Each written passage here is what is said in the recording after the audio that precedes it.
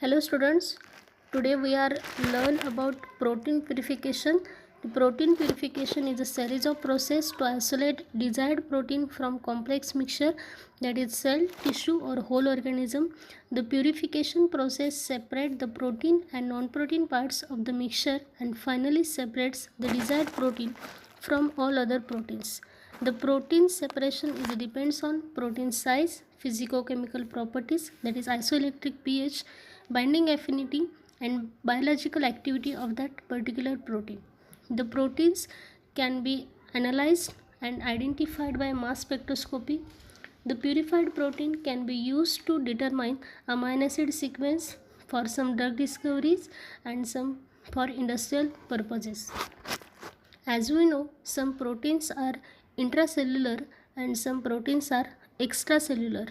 If the proteins is not secreted by the organism into surrounding solution, the first step of each purification is cell disruption of cells containing protein.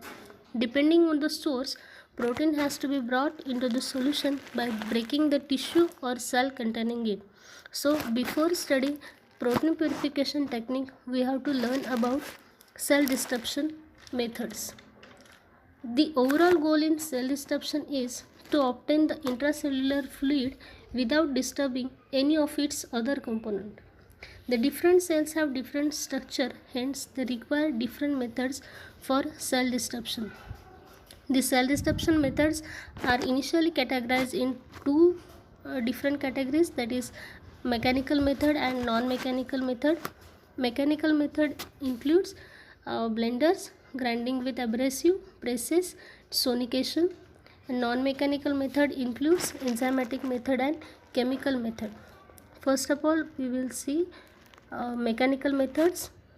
Mechanical methods require some sort of force to separate out intracellular protein without addition of enzymes or any other chemicals. The first mechanical method is blenders. The blenders can be used to disturb the cell wall. This is the same process used by centrifugation, which separates materials suspended in liquid medium. The another mechanical method is grinding with abrasive. It is also possible to achieve cell disruption by grinding with mortar and pestle. This method is used with plant samples that have been frozen in liquid nitrogen. Once the cell wall has been disrupted, the solvents are added to extract the biological molecule. These two techniques are very traditional methods used for cell lysis, but some disadvantages occurs at the time of their use. One important disadvantage is sometimes protein get denatured due to more heating. So another methods for cell disruption is cell presses. For cell presses, French press is an apparatus used for the disruption of the plasma membrane of cells by passing them through narrow valve under high pressure. The French press consists of hydraulic pump that drives a piston. The piston forces the liquid sample through a tiny valve under high pressure. Whenever sample passes through the valve, the cellular disruption takes place by shear force. The another method is sonication. In this method, sound energy is used to agitate the particles in sample. The sonication is performed by using an ultrasonic bath or sonicator probe, hence it is also known as sonicator. The power source attached to the probe generates sound energy. By introducing high power ultrasound into the liquid medium, the sound waves are transmitted in the fluid and creates alternative high pressure and low pressure, that is compression and rarefaction. Due to this compression and rarefaction, the small bubbles are formed in the sample and this process is known as cavitation. Due to this cavitation, it induces shear stress on cell wall of cells and hence cell get rupture. Then non-mechanical methods. Non-mechanical methods are further divided into three classes, that is physical method, chemical methods and enzymatic methods. First, physical method.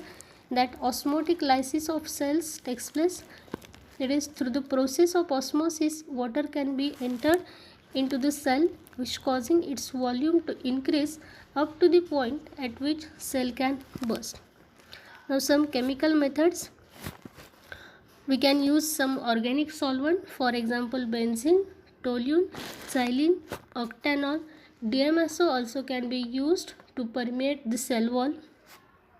Next, some detergents, for example SDS, that is sodium dodecyl sulfate, sodium sulfonate, CTAM, Triton X100. These detergents are capable of interacting both water and lipids. It solubilizes the lipids in the cell wall and forms micelles in the water. Next, enzymatic methods. Use digestive enzymes which will decompose the microbial cell wall. For example, lysozyme. It hydrolyzes beta-1,4 linkage of cell wall of gram-positive bacteria.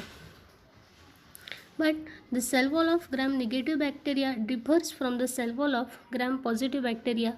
So, lysozyme is not very efficient in the case of gram-negative cell wall.